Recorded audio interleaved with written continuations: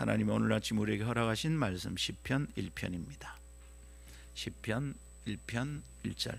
복 있는 사람은 악인들의 꾀를 따르지 아니하며 죄인들의 길에 서지 아니하며 오만한 자들의 자리에 앉지 아니하고 오직 여호와의 율법을 즐거워하여 그의 율법을 주야로 묵상하는도다.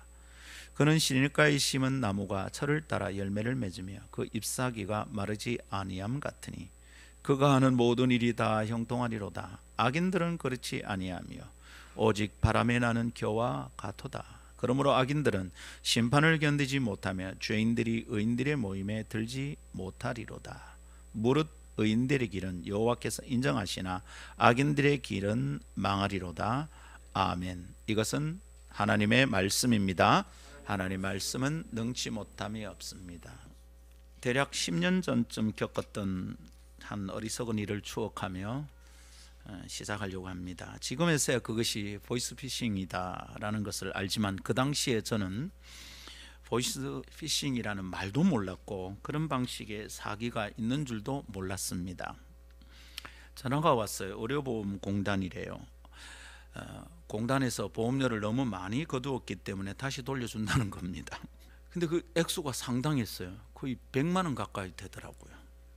그래서 제가 이제야 우리나라가 제대로 돌아가는가 보다 어쩌고 하면서 기분 좋게 이제 은행 ATM 기계로 가고 있었습니다. 근데 가다가 아무래도 이상한 거예요.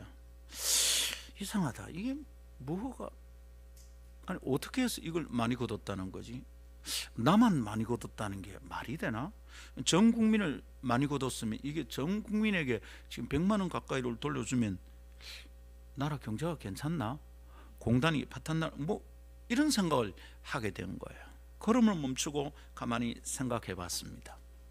아니 이런 일이 생길 만큼 우리나라 의료보험공단이 허술한가? 막 질문이 생기고 의심이 가는 겁니다. 여러분, 질문이 생기고 의심이 갈 때 필요한 것은 뭐? 그럴 때 필요한 것은 스피드가 아니고 확인입니다. 확인. 그래서 보험공단에 전화를 해봤죠. 혹시 보험금 환급합니까 지금? 그랬더니 감정 하나 섞이지 않는 아주 평온한 말투로 말합니다. 그런 사기가 최근에 아주 극성이니 조심하셔야 됩니다. 당황하지도 않아. 나만 당황했어요. 통장 잔고가 얼마 되지는 않았지만 그마저도 다 털릴 뻔했던 사건이 있었습니다. 보이스 피싱, 이 무슨 말입니까? 보이스, 음성, 피싱, 낚시. 그러니까 글자 그대로의 뜻을 푼다면 음성으로 낚시를 한다 이런 말입니다. 말로 낚시를 한다 이 말이에요. 그럴듯하게 잘 꾸며진 말로 속에서 사기를 치는 것을 의미합니다. 그렇게 말로 후리는 이들에게 당하는 것을 우리는 낚였다고 그럽니다. 낚시에 당했다는 뜻이죠. 그래서 voice fishing입니다. 그런데 여러분, 낚시라면 낚시는 미끼가 필요하지 않습니까? 그렇다면 보이스 피싱의 미끼가 뭡니까? 미끼가 뭐죠? 마음을 혹하게 만드는 재미나 이익입니다. 내가 이 사람들 말대로 하면 내가 이익을 볼 게 있구나.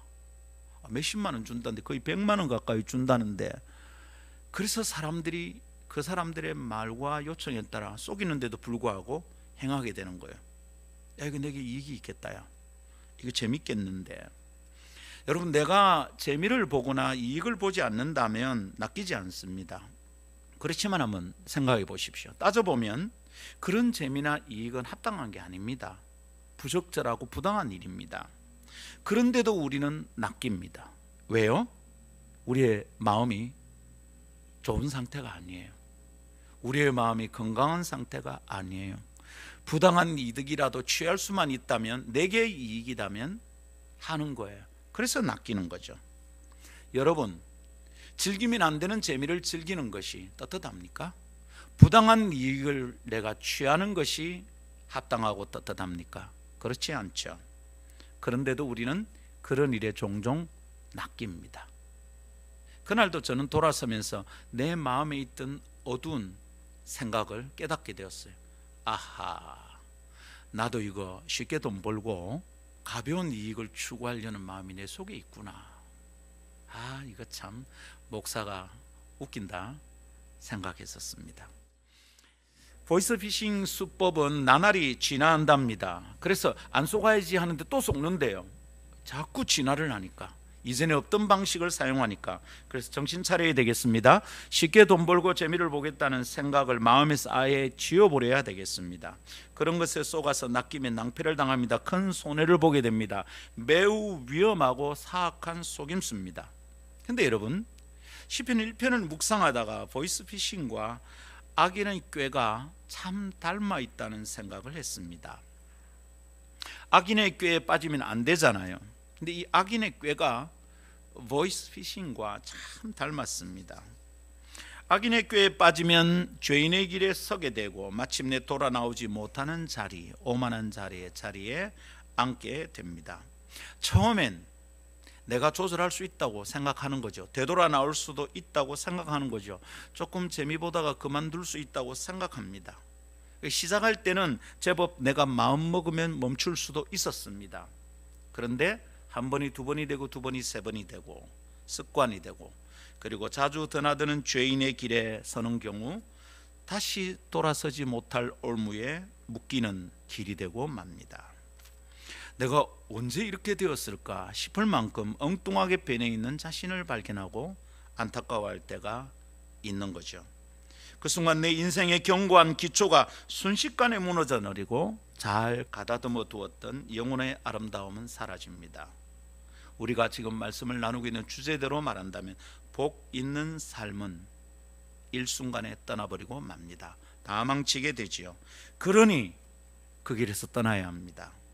악인의 길을 물리치고 죄인의 길을 즐겨서는 안 되겠습니다. 그래서 오만한 자의 자리에 근처에도 얼씬거리지 않는 것이 좋겠습니다. 그래서 도망 다녀야 할까요? 그렇게 피하고 금하기만 하면 우리의 영혼이 눌립니다. 즐겁지 않습니다. 눌리는 영혼으로 살아가는 것이 복 있는 삶의 전부가 아닙니다. 뭘 안 해야 되는가, 뭘 하면 벌을 받는가, 뭘 조심해야 되는가, 조심하자 이렇게 사는 것이 뭐가 행복하겠습니까? 하나님은 우리를 그렇게 살도록 구별하지 않으셨습니다. 그건 복 있는 삶이 아닙니다. 어떻게 하면 될까요? 적극적으로 추구할 삶의 방향이 있다고 그랬습니다. 복 있는 삶은 적극적으로 추구할 것입니다. 도망 다니는 게 아닙니다. 무엇을 안 하는 게 아닙니다. 무엇을 힘있게 하는 겁니다. 이런 복 있는 삶이 있는 줄 믿습니다. 뭐죠? 하나님의 말씀을 가까이 하고 그 말씀을 붙잡고 그 말씀을 따라 살아가는 것입니다.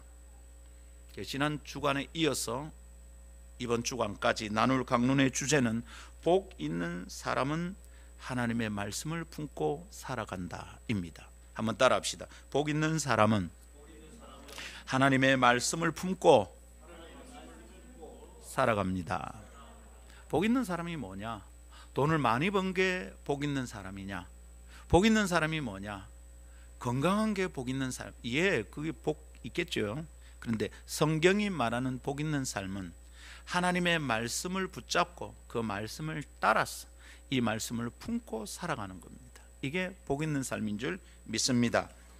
오늘도 다음 세 가지 묵상을 마음에 품고 나아가고자 했는데 말씀을 준비하고 정돈하다 보니까 세 개를 다 하면 오늘 우리는 저녁이 돼야 집에 갈 것 같아요. 그리고 오늘 미니 콘서트도 있고 해서 시간이 넉넉하지는 않습니다. 셋 중에 하나만 나누고 다음 주에 나머지 두 가지 묵상을 나누도록 하겠습니다. 첫 번째 나눌 말씀은 말씀이 일상으로 스며들어 육화되어야 합니다. 두 번째, 말씀이 육화는 반복과 묵상을 통해 가능합니다. 세 번째, 육화된 말씀은 스스로를 증명하는 능력을 나타냅니다. 오늘 그 첫 번째 말씀을 함께 나누도록 합시다. 따라하겠습니다. 말씀이 일상으로 스며들어 육화되어야 합니다. 말씀이 내 삶 속으로 들어와야 된다 이 말입니다. 말씀이 내 일상으로 스며들어야 된다 말입니다. 말씀이 내 속에 들어왔는데 내가 말씀을 들었는데 이것이 육화되지 않으면 말씀을 붙들고 살 수 없다는 뜻이죠. 그래서 여러분, 하나님의 말씀을 잘 아는 것이 아니라 하나님의 말씀을 내 일상으로 초청하여 내 속에 스며들어서 육화되게 하는 것이 필요합니다. 이것을 위해 우리는 삶의 에너지를 쏟아야 됩니다. 자, 우리는 이미 지난 시간들을 지나면서 우리가 벌써 시편 6편을 묵상하는 게 6번째 시간입니다. 이제 시편 1편이 막 뚫리려고 그러죠. 시편 1편은 도 같을 것 같아요. 자, 악인의 꾀를 자주 접하게 되면 어떻게 된다고 했습니까? 마침내 죄인의 길에 서게 된다 했죠. 이거는 점진적인 과정이라고 그랬습니다. 악인의 꾀를 몇 번 듣고 하다 그거 괜찮아 보이는데 하다가 보면 나도 모르게 죄인의 길에 서게 되는 거죠. 그 행위를 하게 됩니다. 죄인의 길에 서게 되면 처음에는 길이 없는 숲을 지나가니까 거기에 길이 될지도 몰랐지만 자꾸 다니면 어떻게 됩니까? 사람의 발걸음에 흔적이 남습니다. 오솔길이 되고 나중에는 제법 큰 길이 되고 나중에 고속도로가 뚫립니다. 그때부터는 내가 어떻게 멈출 수 없습니다. 그런 상태를 우리는 중독이라고 말하겠죠. 그렇게 다니다 보면 나중에 그곳에 내 성체가 생깁니다. 내 앉을 자리 하나 있었고 일어날 수 있는 자리였는데 나중에는 거기에 내가 또아리를 트고 앉아있을 수 있는 캐슬, 성체가 생기는 겁니다. 그래서 여러분 우리는 시작에서 조심해야 됩니다. 악인의 꾀를 자주 접하게 되면 옳지 않은 것인데도 그것이 내 선택과 결정에 영향을 미칩니다. 내 삶에 영향을 미치는 거예요. 나도 모르는 사이에 내 안에 악인의 꾀가 스며들어 내 생각이 그것에 젖어버립니다. 하나님의 말씀이 내 일상으로 스며드는 것과는 정반대의 일이 일어나는 것이죠. 그렇게 살게 되면 때론 괜찮아 보입니다. 요거 쏠쏠한데, 요거 괜찮은데. 여러분, 정당하지 않는 수익을 취할 때 월급 외에 다른 돈을 얻을 수 있을 때 그 기분 쏠쏠합니다. 여러분, 아주 괜찮아 보입니다. 그런데 여러분, 악인의 꾀에 꼬여서 그렇게 하다가 보면 어느 순간 하나님이 주시는 복으로부터 점점 멀어지게 되는 거예요. 그 악인의 꾀를 통해서 얻는 수익은 늘어나지만 하나님이 주시는 복으로부터는 멀어진다 이 말입니다. 광야에서는 만나가 내리는 겁니다. 광야에서 다른 짓거리로 유익을 취하려고 하는 사역자들이 수없이 넘어지는 것을 보았습니다. 광야에 나서면 만나를 먹고 살아야 합니다. 분일 고등학교 교목을 하다가 지금 그만둬야 되겠다. 하나님이 나를 다른 방향으로 부르신다. 학교는 안정감은 있는데 묶이는 것 같아요. 2000년 들 때 온 세상이 새로운 일을 위하여 달려가는데 하나님의 나에 대한 부르심이 있는 것 같다 생각하고 사표를 내겠다고 결심을 했습니다. 그때 제가 아내에게 이렇게 말을 했어요. 여보, 우리 광야로 한번 더 나갑시다. 가나안에 들어가면 내가 농사를 지어서 열심히 일을 해서 먹고 살아야 됩니다. 근데 광야로 나가면 농사를 지을 수 없잖아요. 거기는 만나가 내리고 만나를 먹고 살아야 됩니다. 광야로 나가서 산지가 지금 꽤 됐습니다. 매일 만나가 내립니다. 저축을 하고 부자가 될 만큼 만나가 내리지는 않지만 살고 죽지 않을 만큼 만나가 내립니다. 하나님께로부터 오는 복이지요. 그러나 악인의 꾀는 하나님으로부터 오는 복을 복이라고 못 여기게 만듭니다. 광야에서는 만나 정도로 만족해야 되는데 광야를 지나는 하나님의 백성들이 애굽을 생각하고 거기서 우리가 고기를 먹었다. 무슨 이집트에 있는 나일 강가에 있는 나이로비 무슨 호텔에서 무슨 5성급 호텔에서 살았던 것처럼 착각을 하는 거죠. 여러분, 악인의 꾀를 자주 접하면 그 꾀를 사용해서 먹고 사는 것이 꽤 괜찮아 보이지만 하나님의 복으로부터 점점 멀어집니다. 온갖 꾀가 다 동원되어서 얻게 된 유익, 결과 그것이 내게 유익한 것 같지만 그것이 악인의 꾀로 말미암은 것이라면 어느 순간 내게 이익인 줄 알았던 그것이 얼굴을 확 바꾸어 함정이 되기도 하고 장애물이 되기도 합니다. 그렇게 얻었던 유익의 결과를 도로 토해내야 되고 그것 때문에 내 인생이 힘들어지기도 합니다. 그러니 악인의 꾀가 내 삶의 기준이 되지 않도록 해야 합니다. 악인의 꾀가 내 삶에 스며들어 육화되는 것을 반대해야 합니다. 여러분, 우리에게는 다른 기준이 필요합니다. 아멘. 그 기준이 뭐죠? 하나님의 말씀이라고 그랬습니다. 지난 시간에 나눴기 때문에 이 얘기를 길게 하지는 않습니다. 하나님의 말씀이 기준입니다. 하나님의 말씀을 오늘 성경에는 뭐라 그럽니까? 율법이라고 그럽니다. 여호와의 율법을 즐거워하고 주야로 묵상한다 그랬죠. 여호와의 율법, 법이라고 그러네요. 하나님의 말씀이 법이라는 뜻이 뭘까? 왜 말씀이라고 그러지 않고 법이라고 그럴까? 이미 지난주에 묵상했습니다. 왜 그랬죠? 법은 기준을 의미합니다. 그 기준을 벗어나면 죄가 됩니다. 옳지 않은 일이 됩니다. 국민의 책임과 의무를 다하려면 그 나라의 법을 기준으로 살아야 합니다. 내 나름대로 기준이 있다고? 아니, 그러면 자칫하면 교도소 갑니다. 하나님 나라의 백성도 마찬가지입니다. 하나님 나라의 백성으로 제대로 살고 싶다면 그 나라의 법인 하나님의 말씀을 기준으로 사는 훈련을 부지런히 해야 합니다. 하나님의 말씀이 자꾸만 내 삶의 기준이 되게 해야 됩니다. 악인의 꾀가 기준이 되어 선택하고 결정하게 되면 큰일 난다 이 말입니다. 이것에 대하여 생각을 집중하고 삶의 에너지를 쏟는 것이 마땅합니다. 예수 믿는다는 말은 교회 다닌다는 말이 아니라 말씀대로 산다는 뜻임을 잊지 말아야 합니다. 교회에 다니는 것이 예수 믿는 게 아니라 하나님의 말씀이 내 삶의 기준이 되게 살아가는 게 예수 믿는 것입니다. 자, 그러면 이제 숙제가 남았습니다. 하나님의 말씀이 삶의 기준이 되게 하려면 어떻게 해야 합니까? 물론 성경 공부해야 되겠죠. 교회 와서 하나님의 말씀인 강론을 열심히 들어야 되겠습니다. 근데 여러분, 듣는데 왜 안 됩니까? 성경 공부를 하는데도 왜 삶이 변하지 않을까요? 질문을 해봐야 됩니다. 말씀이 일상적인 내 삶으로 스며들게 만드는 데 실패하기 때문입니다. 말씀이 일상으로 스며들어서 육화되게 해야 합니다. 자, 이게 무슨 뜻인지 예를 한 가지 들면 우리가 금방 알 수 있습니다. 우리 주변에서 혹은 뉴스에서 종종 접하게 됩니다. 성경 지식이 상당하고 기독교적인 문화에 매우 익숙한 사람들이 저지르는 이상한 짓거리에 우리는 당황하게 되죠. 실망합니다. 최근 이슈가 되었던 사건들이 그렇습니다. 이름을 부르기도 슬픈 정인이 사건 다 아시죠? 입양을 했는데 그 아이를 죽도록 만든 부부가 아주 신실한 기독교인으로 소문난 사람들이었답니다. 양가가 다 목사님 집안이랍니다.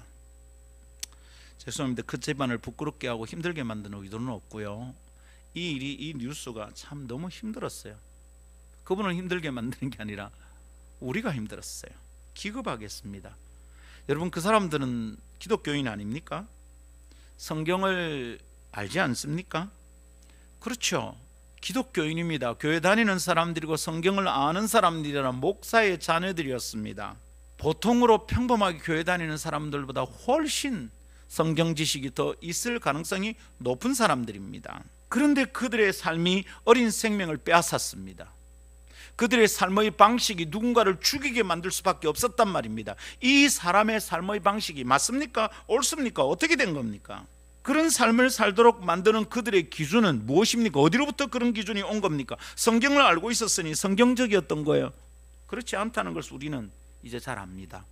성경적인 기준으로 살지 않았습니다. 성경적인 사상과 성경적인 사고나 성경적인 가치는 그렇게 다른 사람의 생명을 위협하게 만드는 것과는 정반대입니다. 성경적 기준으로 살았다면 그런 사건이 일어나지도 않았을 겁니다. 그런데 사건은 발생했습니다. 우리가 지금 알게 되는 건 뭡니까? 그 사람들의 종교가 기독교였지만 그들은 기독교적인 기준으로 살아가는 사람들이 아니었습니다. 그 사람들은 성경적 지식을 가지고 있었지만 성경적인 삶을 살지는 않았습니다. 이것이 문제의 핵심입니다. 우리에게 적용해 볼까요? 우리는 교회는 다닙니다. 그러나 우리가 기독교적인 삶의 방식을 살고 있는지 다른 문제입니다.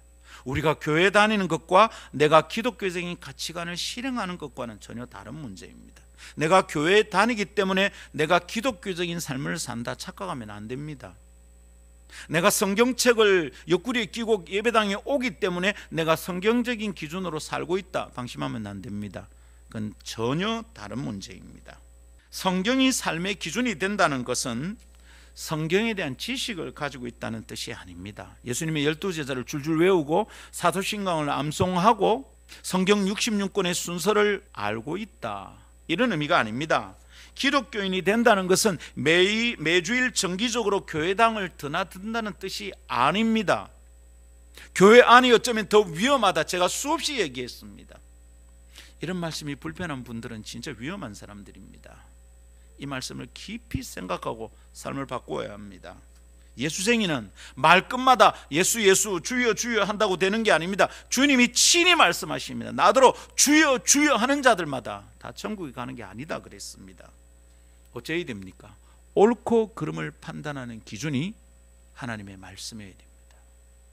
애가 울고 귀찮게 하고 내 삶을 방해한다고 했을 때 얘를 때릴까 말까, 때리는 것이 옳은지 그른지를 판단하는 기준이 말씀이었어야 한다 이 말입니다. 근데 그 사람들의 기준은 뭡니까? 나의 편안함인가 불편함인가, 이게 그의 기준이 되었으니 애를 두들겨 팬 거죠. 옳고 그름을 결정하는 기준은, 그리스도인의 기준은 무엇이라고요? 성경이어야 합니다. 말씀이 내 일상 속에 스며들어 있어서 그것이 내 기준이 되고 있어야 한다 이 말입니다. 교회는 그런 사람을 기대하고 꿈꾸며 양육하고 말씀을 가르쳐야 합니다.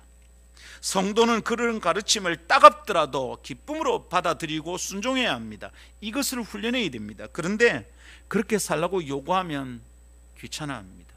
목사님 좀 쉽게 교회 다닙시다. 목사님 주일날 교회 와서 좀 편하게 합시다. 큰일 났습니다. 큰일 났습니다. 아름다운 교회는 그렇게 살고 싶어서 시작된 교회가 아닙니다. 교회가 실패하는 것을 다시 바꾸고 싶어서 시작한 교회입니다. 예수 믿는다는 것은 이전에 살아가는 방식을 예수님의 방식으로 바꾸었다는 뜻입니다. 예수 믿는다는 것은 더 이상 내가 이전의 방식으로 살지 않는다는 겁니다. 내가 삶의 방식이 바뀌었다는 뜻입니다. 교회는 다니는데 살아가는 방식이 이전과 똑같다면 그걸 예수 믿는다고 말하면 안 됩니다.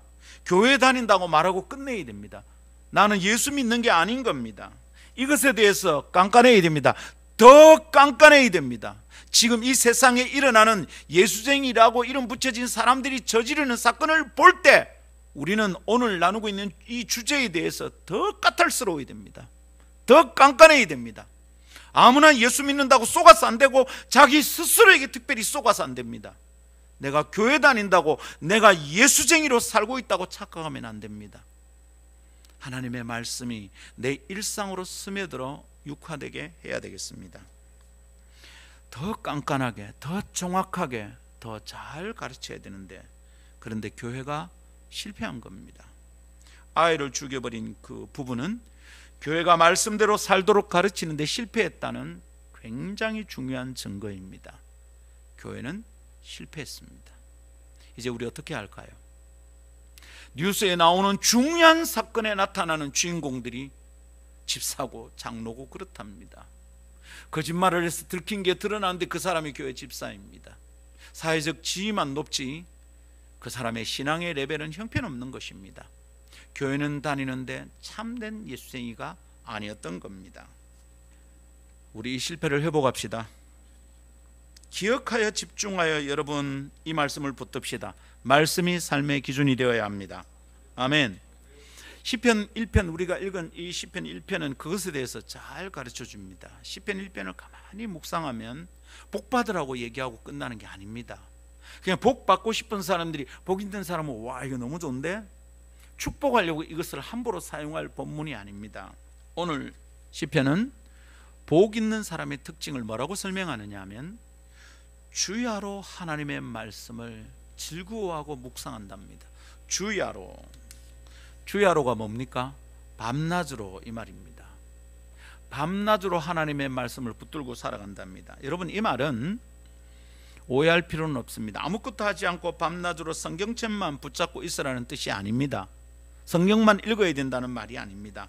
일도 하지 않고 공부도 하지 않고 성경책만 읽고 앉아서 밑줄만 긋고 있어야 한다는 말이 아닙니다. 물론 인생의 어떤 순간에 우리가 좀 의미 있는 결정을 할 수 있습니다. 예를 들어 작정을 하고 어떤 정한 기간 말씀 공부만을 위해서 투자할 가치는 있습니다. 예를 들어 젊은 대학생들이 이럴 수 있습니다. 이번 여름방학 7, 8월 2달 동안 나는 기도원에 들어가서 기도만 하고 하루 종일 말씀만 읽어보겠다. 2달을 그렇게 하면 성경을 한 2독 이상 끝낼 수 있습니다. 집중적으로 한 2달 동안 성경을 2, 3독 하고 나면 성경의 중심맥이 뚝 뚫리는 것을 경험할 겁니다. 근데 하루에 1장, 2장, 기껏해야 지금 교회에서 권장하는 장수가 하루에 3장입니다. 그렇게 읽으면 1년에 1독 한답니다. 하도 안 읽으니까 그렇게 가르치는 겁니다. 그런데 그렇게 해도 된다고 믿고 있는 목사라면 죄송합니다, 그 사람 가짜입니다. 제가 해보니 그렇게 해서 말씀이 내 일상으로 스며들지 않습니다. 성경을 아는 것 같지만 성경을 붙들고 사는 데는 완전히 실패합니다. 안 됩니다, 여러분. 그래서 일생의 어떤 순간 의미 있는 결정을 할 수 있습니다. 방학 때 그래 하겠다든지, 아니면 휴학을 하고 1년 동안 나는 성경을 가르치는 곳에 가서 집중적으로 공부를 하겠다든지 그럴 수 있습니다. 우리 집에 그런 때가 있었습니다. 제 아들이 자신의 20대를 다 보내기 전에 자기가 하나님을 위해 살고 싶답니다. 그래 허락해 달랍니다. 1년은 성경 공부를 위해서 전적으로 투자하고 1년은 해외 선교지에서 보내겠다고 말했습니다. 굉장히 기뻤습니다. 그렇게 그걸 실행할 때 우리 집은 기도원 비슷했습니다. 지방은 완전 아침에 일어나면 기도하고 말씀 읽고 찬양하고, 또 지는 영어가 되는 친구니까 미국 목사님들 한 서너 명, 그 당시 아주 뜨는 목사님 설교를 듣고 인터넷으로, 그리고 방에서 나올 때 보면 눈이 축축하게 젖어 있습니다. 한 번은 저녁에 우리가 TV 앞에 아내와 둘이 이래 있다가, 그때 딸은 이제 외국에 있었고 아들하고 우리 세 식구가 살 때입니다. 저녁에 애가 갑자기 나오는데 눈이 다 젖어 있습니다. 그때 우리가 농담으로 그런 얘기를 했어요. 아들이 방에 있다가 성경 읽다가 기도하다 나오면 제가 이랬어요. 여보, 선지자 나온다, 선지자. 한 번씩 나와서 그러는 거죠. 아버지 TV 그만 보시죠. 그래 알겠다, TV 끄자. 아버지 우리가 목사 집안인데. 두려웠어요 그때. 1년 내내 그렇게 살았어요. 1년은 인도에 가서 또 살다가 왔습니다. 인도에서 죽을 뻔하고. 멋있습니다. 멋있다고 생각합니다. 근데 지금의 청년들은 휴학하면 다 언어 연수합니다. 휴학하면 해외여행을 위한 돈을 법니다. 하나님의 말씀이 내 일상 속으로 스며들어 육화되는 일을 위한 선택은 안 합니다. 평생 하루에 1장 성경 읽는 것도 감당하기 어려운 과제가 된 채 살아갑니다. 이 사람 말씀대로 살 수 있겠습니까? 제 아들이 그런 결정을 하고 저희에게 요청을 했을 때는 너무 기뻤습니다. 진짜로 기뻤습니다. 복학이 늦어지고 돈 버는 일이 안 된다 할지라도 아주 기뻤습니다. 왜냐하면 그게 복 있는 삶을 사는 굉장히 중요한 기초가 되기 때문이죠. 그렇게 우리가 일정 기간 하나님의 말씀만을 붙들고 그냥 일도 안 하고 다른 책도 안 읽고 그렇게 하는 거 의미 있다고 생각합니다. 그러나 우리는 내 평생을 그렇게 살 수는 없습니다. 나에게 주인 사명이 있습니다. 우리는 삶의 현상에서, 일상 속에서 성경적 가치를 실천하며 살아야 됩니다. 이게 주님의 뜻입니다. 아멘. 그러면 여러분, 주야로 묵상한다, 이거 어떻게 된 겁니까? 이게 뭔 의미입니까? 주야는 우리가 알고 있는 대로 밤낮입니다. 밤낮이 뭡니까? 삶의 전부입니다. 일상의 전부입니다. 특별한 날이 아니라 내가 살아가는 내 인생의 전 분야이고 전체 시간이 주야입니다. 주야로 말씀을 묵상한다는 말은 내 인생 전체가 말씀이 스며들어 있는 상태가 된다는 말입니다. 말씀이 인생의 전체 속으로, 내 일상 속으로 들어와야 한다는 뜻입니다. 살아가는 것과 성경의 가르침이 따로 놓아서는 안 된다는 의미입니다. 그 사이에 괴리가 있으면 안 돼요. 이것을 할 때 적용되는 원리와 저것을 할 때 적용되는 원리가 다르면 우리는 그럴 때 그 사람을 뭐라 그럽니까? 저 사람은 영 문제가 많다 이럽니다. 그렇죠? 내 앞에서 하는 말과 내 뒤에서 내가 없을 때 하는 말이 다르면 우리 그 사람 신뢰합니까? 신뢰하지 않습니다. 저 사람 왜 이랬다 저랬다 하지 이럽니다. 근데 교회 와서는 성경을 붙들고 사는 것 같고 예배당을 벗어나면 내 나름대로 살아가면 이랬다 저랬다 하는 것이죠. 그 사람은 신앙이 좋다고 말하면 안 됩니다. 그 사람이 성숙한 인격이라고 말하면 안 됩니다. 사람이 성숙해지면 이랬다 저랬다 하는 일이 점점 줄어듭니다. 아기 때는 지 기분대로 합니다. 지금 예배 시간인 줄도 모르고 애는 자꾸 울잖아요. 어른 되면 어떻게 됩니까? 어른이 되면 불편하면 빨리 바깥으로 나갈 줄 압니다. 그때는 이랬다 저랬다 안 합니다. 지 불편하다고 함부로 행동하지 않습니다. 성경을 붙들고 살아가고 매주일 예배하고 예수를 믿는 세월이 10년 20년이 지났다는데 그런데도 이랬다 저랬다 합니다. 교회 안에서 듣는 말씀과 바깥에서 나가서 사는 게 다릅니다. 밖에서는 하나님 없는 듯이 살고 여기는 하나님이 충만한 것처럼 행동합니다. 그러니까 세상에서 교회가 욕을 먹습니다. 하나님의 뜻대로 살아가는 백성을 키우는데 교회가 실패한 겁니다. 이 둘 사이에 괴리가 있어서는 안 됩니다. 주의하러 말씀을 묵상한다는 것은 하나님의 말씀이 삶 전체에 스며들어 있어야 된다는 뜻입니다. 삶을 결정하는 기준이 어떨 때는 세속의 가치관이고 어느 순간에는 성경의 가치관이 될 수는 없습니다. 그렇게 해서 그게 좋은 일이 아닙니다. 통합적인 사고, 통합적인 삶을 살아야 합니다. 처음엔 잘 안 됩니다. 목사님은 잘 돼요. 저도요. 처음보다는 훨씬 나아졌지만 아직도 흔들릴 때가 있습니다. 한 가지 기준, 한 가지 원리로 통합된 삶을 사는 것, 그 사람을 우리는 신앙이 성숙한 사람이라고 불러야 합니다. 기도 시간에 오래 부르짖는다고 그 사람 믿음 좋은 거 아닙니다. 물론 기도도 안 하는 사람을 믿음이 좋다고 말해서는 안 되지만 믿음 좋은 사람은 뭡니까? 점점 한 가지 원리로 삶이 통합되어 가는 사람, 이 사람을 우리는 믿음이 좋다고 말해야 되고 그 사람이 인격이 성숙한 사람입니다. 삶의 어떤 순간에라도 선택과 결정의 기준은 어떻게 되어야 된다고요? 하나님의 말씀이어야 됩니다. 내게 유익하면 했다가 내게 손해가 되고 싶으면 발을 빼는 것, 이런 이중적인 삶의 기준으로 살아가는 사람을 우리는 좋은 사람이라고 말할 수 없듯이 그런 양태를 보이는 것을 믿음이 좋다고 말해서는 안 됩니다. 주야 밤낮의 모든 순간에 하나님의 말씀이 내 인생 전체에 들어와 있어야 합니다. 그렇게 되는 것을 말씀이 육화된다고 표현하고 싶습니다. 한번 따라 합시다. 말씀이 육화된다. 육화, 몸이 된다 이 말입니다. 몸에 빼어 있다 이런 말입니다. 이것은 물론 요한복음 1장의 말씀에서 차용하여 만든 표현입니다. 요한복음 1장 14절, 예수님이 이 땅에 오신 것을 이렇게 설명합니다.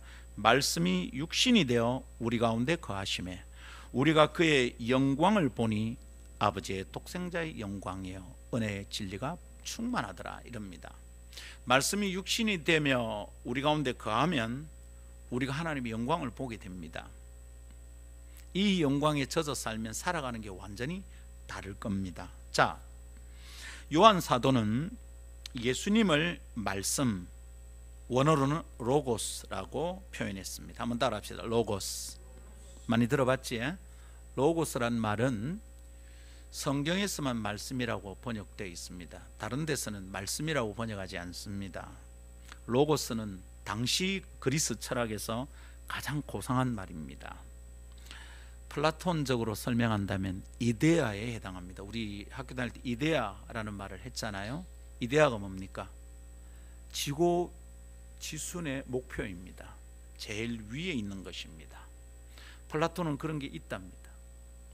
그 이데아에 해당되는데 뭐 학문적으로 말한다면, 학문적인 용어를 쓴다면 형이상학적 위치에서 최고의 위치에 있는 겁니다. 형이 상학이 있고 형이 하학이 있잖아요. 밥 먹고 살고 본능적인 욕구를 해결하는 것은 형이 하학입니다. 형이 상학이 있어요. 저 위에 있는 것. 그 가운데 최고의 위치가 로고스입니다. 로고스는 이데아예요. 신과 같다고 보면 됩니다. 신적인 무엇이라고 생각했죠. 그런데 그 로고스 말씀이 육신이 되어 사람 속으로 오셨다고 요한이 선언합니다. 여러분, 이거 우리는 쉽게 한글 성경으로 읽으면서 아무렇지도 않게 읽죠. 그런데 이 성경이 그리스 말로 쓰여졌을 때 그리스 사람들이 이 성경을 읽을 때 기겁할 얘기입니다. 이것은 그리스 철학으로서는 이건 받아들이기 매우 힘든 거예요. 왜냐하면 로고스는 육신이 될 수 없어요. 그런 형이상학적인 이데아가 사람이 추구를 해서 거기로 점점 가까이 가야 되지, 그 이데아가 로고스가 육신이 된다, 사람이 된다, 이거는 말이 안 되는 소리예요. 로고스는 육신이 될 수 없다는 게 그리스적 사고입니다. 로고스는 깨끗하고요, 고상하고요, 거룩하고 영혼이 아름다운 것이고, 육신은 저급하고 악하고 더러운 것이라고 생각해요. 이게 두 개 합쳐질 수 없다고 생각해요, 그리스는. 그러니 어떻게 로고스가 육신이 되겠어요? 여러분, 마치 이런 거예요. 고상한 여배우가 그냥 깔끔한 드레스를 입고 있다가 갑자기 둘둘둘 말아붙이고 김장을 담는데 발로 막 김치를, 왜 이럽니까? 그러다 옷 다 버리겠다. 우리는 그렇게 해도 그게 불편합니다. 그런 정도가 아니에요. 로고스가 사람이 된다, 육신이 된다, 이것은 헬라 철학으로는 말도 안 되는 소리예요. 있을 수 없는 얘기예요. 하나님이 사람이 된다, 말도 안 되는 소리죠. 그래서 그 초대교회에 이단이 있었어요. 영지주의라는 이단. 영지주의가 뭐냐 하면 영은 거룩하고 육은 더럽다는 거예요. 영은 이데아죠, 로고스예요. 육은 더러워요. 그런데 영이신 하나님의 아들이 육신이 사람이 되었다는 거죠. 틀렸다는 겁니다. 그래서 하나님의 아들인 예수님이 이 땅에 왔는데 영으로 왔지, 상징으로 왔지, 영으로 왔지, 육으로 왔지 않았다고 가르치는 거예요. 그리스 철학에 어울리는 가르침이에요. 요한복음 1장을 정면으로 반박하는 내용이죠. 그래서 요한 1, 2, 3세에 보면 요한 사도가 이단을 경계하라고 하던 그 이단이 영지주의자들입니다. 그리스 철학에 어울리는 거죠. 여러분, 그러니까 우리는 아무렇지도 않게 읽고 있는 요한복음이 그 당시에는 어떻겠어요? 놀래 자빠질 얘기인 거예요. 이게 어떻게, 말도 안 돼, 말도 안 돼, 말이 안 되는 소리죠. 여러분, 뭐라고 얘기를 들을까? 우리가 들으면 웃기고 자빠졌네 이럴 수 있는 말이 지금 뭐가 있을까요? 오해하지 말고 들으십시오. 마치 이와 같을 거예요. 대한민국 사람들이 그 얘기 들으면 말도 안 돼, 단반에 나올 수 있는 말, 예를 한번 들어볼게요. 김정은이가 대한민국 다음 대통령이 된다. 우리 들으면 어떻게 됩니까? 참, 목사님 웃기는 소리 하네. 그거보다 더 심한 게 이거예요. 하나님이 사람이 되는 것, 로고스가 육신이 되는 건 말도 안 되는 소리예요. 여러분, 당시에 그리스 학문을 하는 자들은 이것을 받아들이기 매우 힘들었어요. 그래서 바울은 이것을 고린도전서 1장에서 잘 파악하고 설명합니다. 헬라인 곧 그리스도인들은 지혜를 구하는데 육신으로 와서 십자가에 못 박히신 그리스도는 미련한 것으로 여기는 거예요. 복음이 잘 안 전해진다고 바울이 얘기했어요. 1장 23절 24절 얘기입니다. 그들은 이게 미련해 보이는 거야. 뭐? 로고스가 육신이 돼? 저런 미련한 것들, 우리 학문에 틀려, 지혜가 아니야, 이렇게 본 거예요.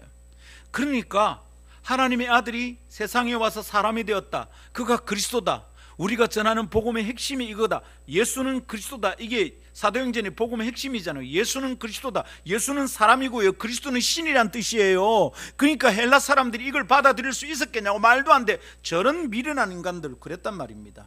근데 우리가 전하는 그 미련한, 헬라인에게 미련한 그것이 뭐라고? 하나님의 지혜다, 이랬단 말이에요. 할렐루야. 그렇습니다. 여러분, 말씀이신 그분이 육신을 입고 이 땅에 오는 것은 가능하지 않은 일입니다. 하나님을 섬기는 우리에게도 그거는 쉽게 여길 일이 아닙니다. 어떻게 그게 가능합니까? 하나님이 인간이 된다, 이게 하나님의 영광이 인간의 몸속에 갇혀 있다, 하나님의 거룩이 인간의 지저분한 삶 속에 온다, 이게 말이 되냐고요. 여러분, 오늘 집에 갔는데 내 방의 문을 열고 보니까 거기에 바퀴벌레가 한 1000마리쯤 있다. 그 방에 들어갈 수 있습니까? 기겁을 할 거예요. 문을 열고, 엄마야 이거 어떻게 들이냐고. 절대 그 일 못합니다. 그렇지 않습니까? 그런데 하나님이, 거룩하신 하나님이 이 땅에 와서 사람을 입는다는 것은 방에 바퀴벌이 1000마리 있는 것보다 더 지저분한 일입니다. 더 감당이 안 되고 어울리지 않는 일입니다. 우리는 너무 쉽게 하나님의 아들이 이 땅에 와서 사람이 되었다고 생각하는 거예요. 이게 말도 안 되는 일입니다. 여러분, 어떻게 그게 가능해요? 성전환 수술만 해도 우리는 저 이상하다 그러는데, 김정의가 남한 대통령 될 수 있다 이런 말을 들어도 저 국가 뭐라 그러는 그런 거를 그 말 자꾸 주장하면 잡혀갑니다, 여러분.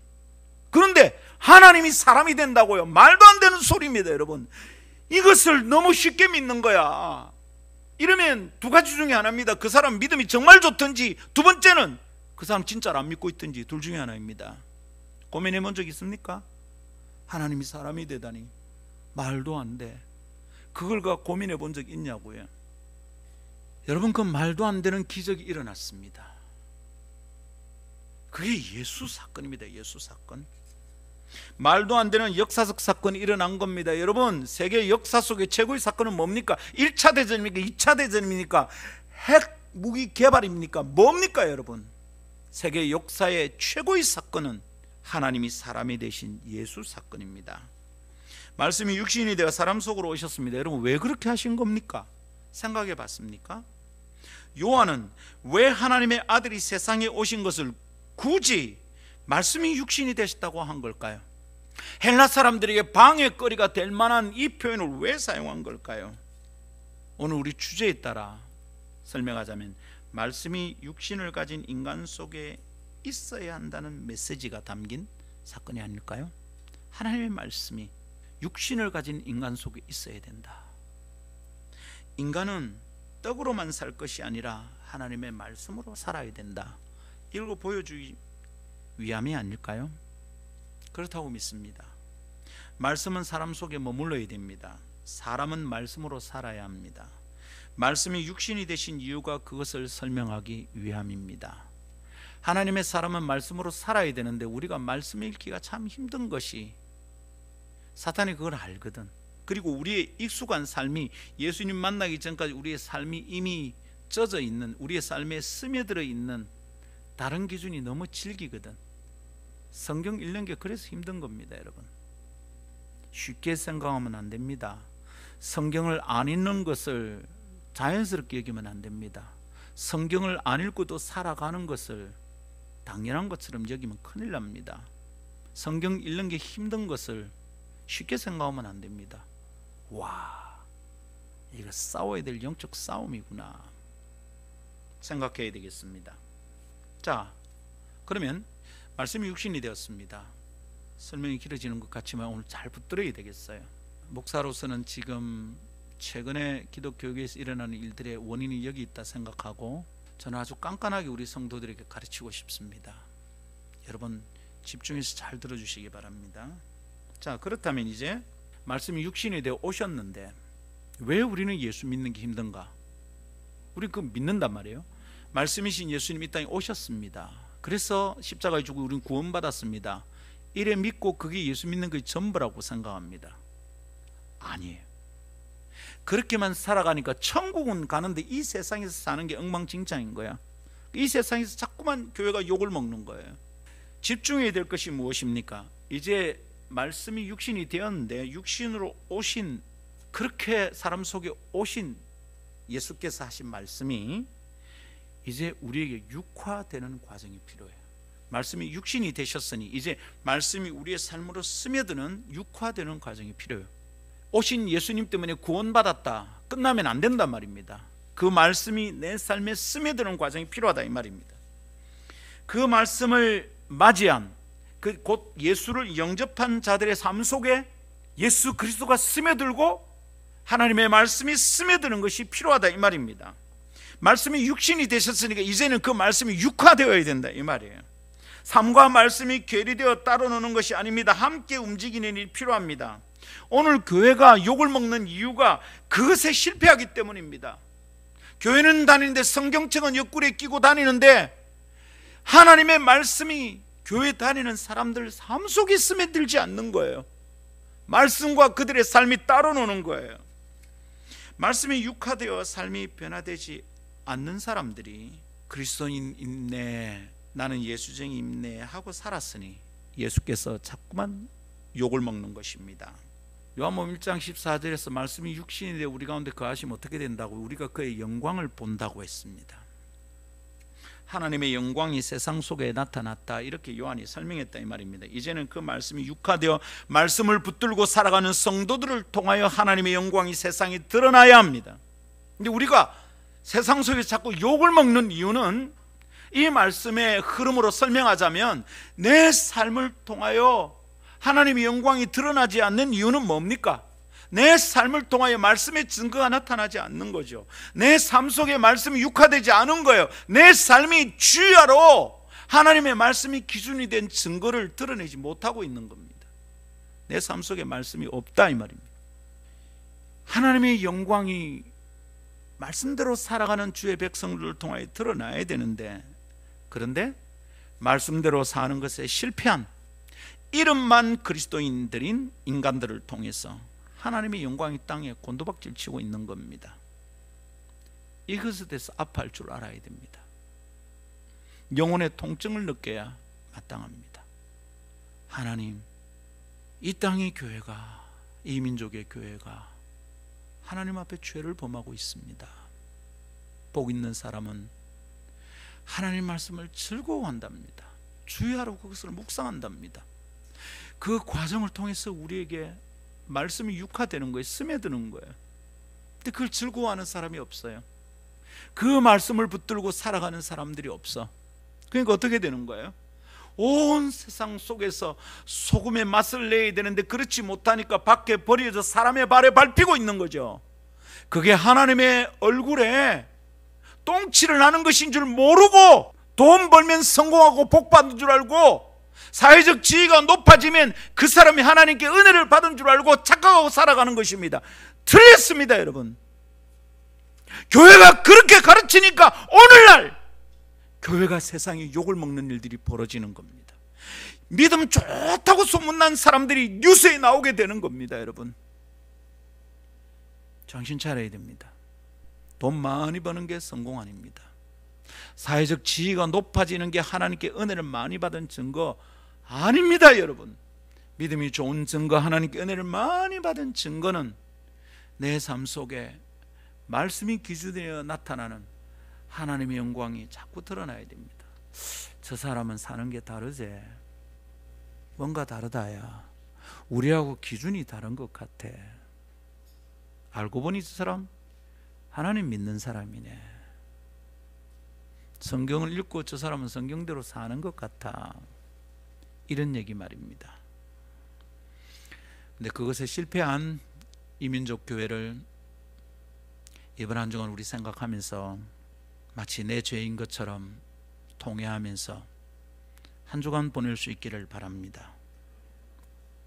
하나님의 말씀이 일상 속으로 스며들어 육화되어야 합니다. 주야로 그분의 말씀을 묵상한다는 뜻은 하루 종일 성경을 붙들고 성경만 읽어라, 일도 하지 말고 공부도 하지 말고 장사도 하지 말고, 그런 말이 아닙니다. 말씀이 주야 밤낮으로 내 인생 전부에 스며들어 있어야 된다, 그런 뜻입니다. 말씀 정돈합시다. 여러분, 오늘 나와 말씀의 관계는 어떻습니까? 이 말씀을 들으면서 여러분이 느끼는 하나님의 말씀과 나와의 관계는 어떻습니까? 긴밀합니까? 하나 되어 있습니까? 통합된 사고와 삶을 할 수 있을 정도입니까? 하나님의 말씀이 내 삶의 기준이 되고 있습니까? 만일 그것에 실패하고 있다면, 성경의 가르침대로 오늘 우리의 주제도로 설명한다면 나는 참된 그리스도인이 아닙니다. 천국에서 우리가 다 얼굴을 맞대고 다시 만날 수 있을지 고민해 봐야 합니다. 그래서 성도 여러분, 오늘 이 말씀에 마음을 집중하고 또 집중합시다. 말씀이 내 삶에 스며들어 육화되는 일에 내 삶의 에너지를 쏟아냅시다. 1월이 다가왔습니다. 새해를 시작하면서 했던 결심, 매일 성경 읽기로 결심했었죠? 실행하고 있습니까? 올해는 매일 큐티해야 되겠다 하고 있습니까? 규칙적으로 다음 주에 얘기할 거지만 반복적으로 주의 말씀을 가까이 대하지 않고는 말씀이 육화되는 일이 일어날 수 없습니다. 주야로 말씀이 내 속에 기준이 되는 그 일이 가능하도록 살아냅시다. 언제요? 지금부터. 1월 한 달 동안 말씀을 붙들지 않고 살았다면 오늘이 새해를 시작하는 날이라 여기고 오늘부터 다시 말씀을 붙들어 살아가도록 합시다.